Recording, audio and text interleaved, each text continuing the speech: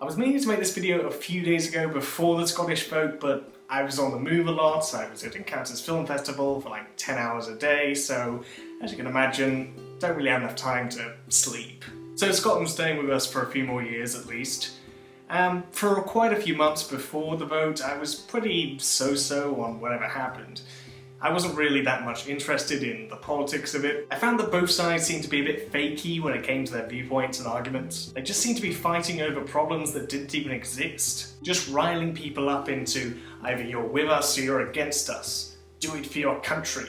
Or the Better Together campaign, because as we all know, a flag change is far more important than any economic or social changes. But towards the last week before the vote, I actually started to discover that behind all the mudslinging, behind all the meandering to and fro, I think there's a very important question that isn't being addressed, and it lies at the very heart of the Scottish vote. There's a reason why I support Scottish independence and Irish independence and Welsh independence as a libertarian. But to me, this isn't about things like, civil liberties. It's not to do with romantic old-fashioned no taxation without representation.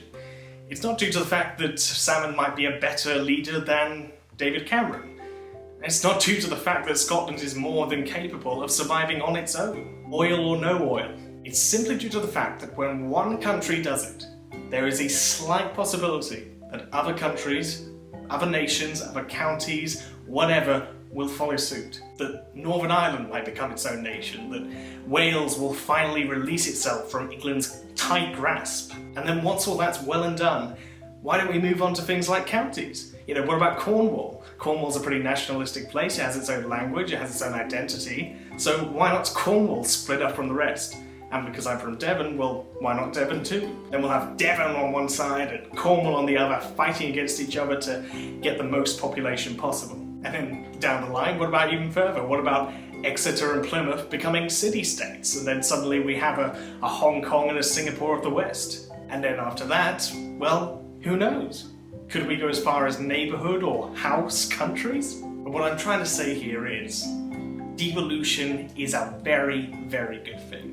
And the more of it, the more we can get, the better. I hope that someday we'll get to a point where people will give up on this silly idea of nationalism and just decide to accept the fact that we all live in a world that has no natural borders. A world where we're all connected.